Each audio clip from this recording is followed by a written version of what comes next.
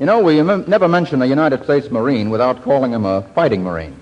And we hear that a certain three-way combine of misguided nations uses the same adjective these days. Anyway, from Private RVR in the vicinity of Dutch Guiana comes this order to command performance. What about Benay Venuta? I'd like to hear her sing, How About You?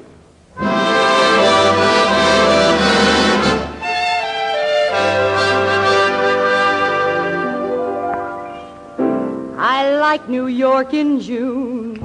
How about you? I love a Gershwin tune. How about you? I like a fireside when a storm is due. I like potato chips, moonlight motor trips. How about you? I'm mad about good books, can't get my fill. And Franklin Roosevelt's looks give me a thrill. Holding hands in a movie show when all the lights are low may not be new, but I like it. How about you? I love the traffic's roar. How about you? Views from the 100th floor. How about you? I like to window shop down Fifth Avenue. I like banana splits, hamburger at the Ritz. How about you? I'm glad when summer comes, 'cause entre nous, I'm mad about dem bums. How about you? When a guy in a uniform offers to keep me warm, I just go woo, 'cause I like it, I love it, can't get enough of it. I like it. How about you?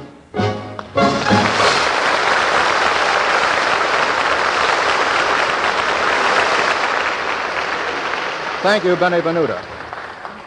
As you've come to expect, every week Command Performance brings you the latest sport news right off the griddle, to coin a phrase. And this week, in answer to a specific request from Corporal TAA, Grease Monkey in the USA Air Corps somewhere in Australia, we bring you Bill Stern. Go ahead, Bill, it's all yours.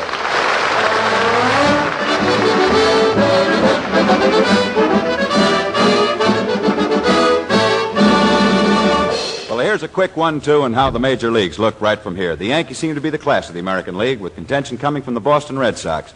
Next in order ought to come the Chicago White Sox, after which might come the St. Louis Brownies, a vastly improved team and on the way up.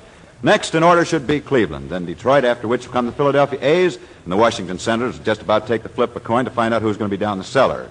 For a quickie now over at the National League, a quick gander looks like the Dodgers ought to be out in first place, with St. Louis next, and then a slow-starting Pittsburgh team, after which might come Cincinnati, Chicago, Boston, and New York, and finally Philadelphia down in the bottom. But you know, baseball means one thing. It always means spring, and spring means kids playing hooky, and hooky means that the circus has come to town.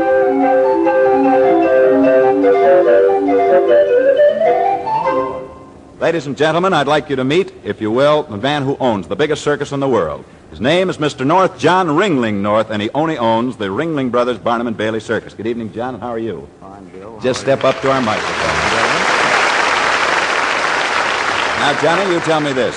Who originates all those new ideas you get for your circus each year? My staff and I, Uncle Bill, and we have a lot of men all over the country and all over the world, and constantly thinking up new ideas and sending them to us. Well, I've heard of some screwy ideas, but you topped them all this year, coming up with a ballet for elephants. Who thought of that one? I thought of that one. You would, John. Well, now, here's the question. How long does it take to train an elephant to do his tricks?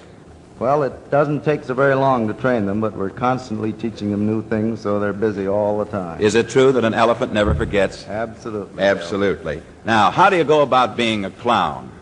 Well, they're trained from the time they're small boys, and many times they go back for many generations. Their fathers, their grandfathers, and even their great-grandfathers. Well, John, I want to thank you for being with us tonight, and believe me, it's been a pleasure to have you on Command Performance. Thank you, John North.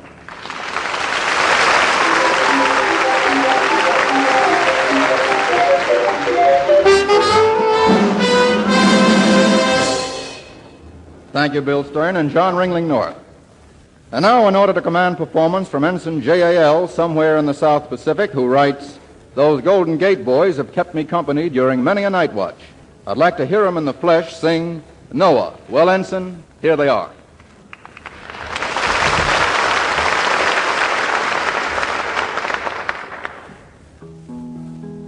Oh, no, ha, hey, Hanover, ha, Hanover, my God's going to ride on the rain and the tide, and it's a ho, brother, no, ha, hey, Hanover, ha, Hanover, my God's going to ride on the rain and tide, my God's going to ride on the rain and tide, my God's going to ride on the rain and tide, my God's going to ride on the rain and tide. Oh, no, brother, no, well, my God's talking, said it's gonna ride on the rain and tide. And children, stop still, listen to me.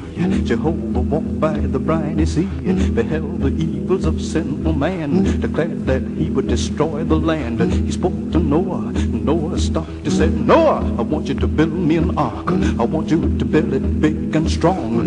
Build it 300 cubits long, 30 high and 50 wide. I want it to stand the rain and tide. And there's a over Noah, ha, hey, Hanover, ha, Hanover, my God's going to ride on the rain and tide. Well, after God told him what to do, Noah began to cut and hew. The ringing of the hammer was judgment. The ringing of the saw cried, sinner, repent. 100 years he hammered and sawed, building the ark by the grace of God.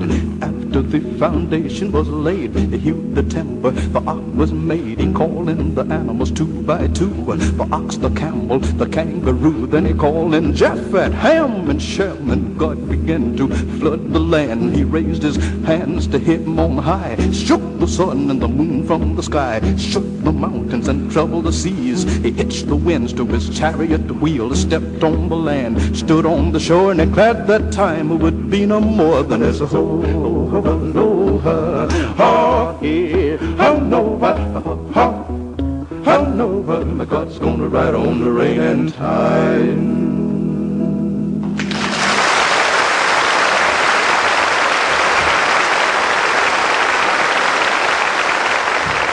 Okay, gentlemen of the Golden Gate Quartet, you have our thanks, plus the particular thanks of Ensign J.A.L. Now, our next command performer appears courtesy of a special request from A.C.H., who labels himself an old Boston sailor man, now getting mail at Coco Sola, CZ. He wants to hear from Walter O'Keefe.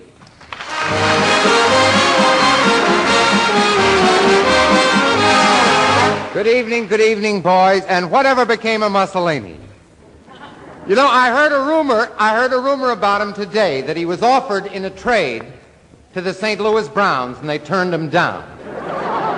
Well, to show you how far Benito, that's Adel Adolph's chum, to show you how far Benito has slipped, he's badly off now as the King of Italy. Oh, you remember the King of Italy? Of course you do. They always used to let him come out on Groundhog Day to cast his shadow, you know. But Il Duce, you know, Il Duce shows the difference between the American army and the Italian army. Now, over there in Italy, Il Duce is the supreme commander and the grand generalissimo. Over here in the American army, he wouldn't even get a rating as captain of the head. The boys know what I mean. Well, anyway, I know you fellas out there, wherever you are, want to hear the news from... I was talking about the powder room. Want to know the news. Want to know the news from home, so you remember Gypsy Rose Lee? Oh, sure, you remember her? She used to be Minsky's artichoke.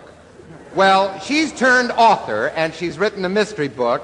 I still like her as an artichoke, though, but nevertheless, she went up to Columbia and lectured the other day, and I think it's quite fitting. She should talk to people. After all, Gypsy has seen a lot of the world, and vice versa.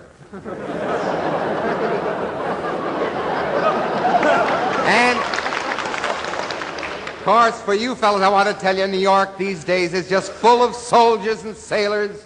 You see them everywhere. You can't get into an art gallery or a museum. Or the reading room at the library. All insist on improving their minds. You know, I saw one lad the other day in the Metropolitan Museum of Art. Let it go. And... he wanted to see that famous painting, I think it's by Gainsborough, The Blue Boy. Well, for 20 minutes, he stood in front of a blue boy before he discovered it was a postal telegraph messenger fellow. Of course, with the town full of soldiers and sailors, it's a great break for the girls. Anybody can get a date now, you know. You take my Aunt Mame, she was out with a sailor last week, and she hasn't had a date since Dewey came back from Manila.